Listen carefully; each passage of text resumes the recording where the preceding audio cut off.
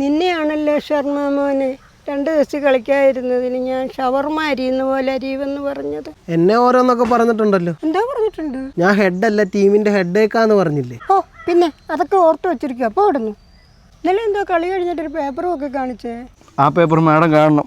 അത് കാണുമ്പോൾ മാഡത്തിന് മനസ്സിലാവും എനിക്ക് നമ്മുടെ ടീമിനോടുള്ള ആത്മാർത്ഥത. പാലൊരു കവറ്, തൊമര 1/2 കിലോ, പഞ്ചാര 1 കിലോ, ചന്ദനത്തിരി 1 കവറ്.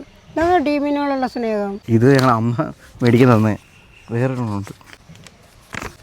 ആ ഇതൊക്കെ മേഡം അമ്മാരെ വിട്ടേക്ക്, പാവങ്ങളാ. ആരാ അത്? ഞാൻ നിതീഷ് റെഡ്ഡി. റെഡിയായി പോകുന്നതേ ഉള്ളല്ലോ, കളിയൊന്നും കാണുന്നില്ലല്ലോ. ക്ലാസ്സാ കണ്ട ഇതൊക്കെ അമ്മ കള്ളച്ചോറടിക്കുന്നവന്മാര്. ഇന്നലെ ഇവൻ്റെ മറ്റേ കാലല്ലായിരുന്നു ഞോണ്ട്. ശരിയാ മഹിബായി. ആ ഇപ്പം ശരിയായി. എനിക്ക് വലിയ പരിക്ക് പറ്റി മഹിബായി. പറ്റിയതല്ല, പറ്റിച്ചതാണെന്നാ ഇവിടെയൊക്കെ പറയുന്നത്. അയ്യോ എന്തൊരു കള്ളം അത്. ആരാത് അങ്ങനെ പറഞ്ഞേ? ജഡേജയായിരിക്കും.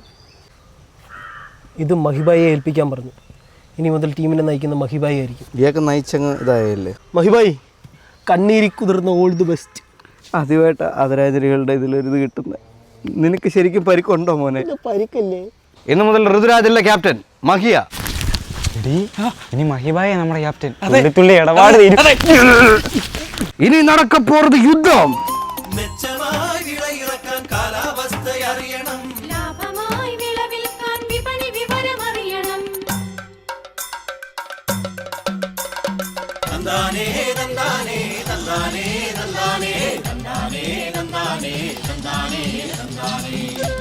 അതെ മഹിബായി, എന്നാ അടുത്ത വനവൽക്കരണം?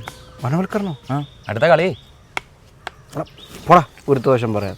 നമുക്ക് ഈ വട്ടം ട്രോഫി കിട്ടുമോ മഹിബായി? കിട്ടും. ഇതുപോലത്തെ തുഴച്ചിലാണെങ്കിൽ നെഹ്റു ട്രോഫി നമുക്ക്. സൽമാൻ ഭായ് എന്താ ഇവിടെ? പരസ്യമാ, ഓവർ കഴിഞ്ഞില്ലേ?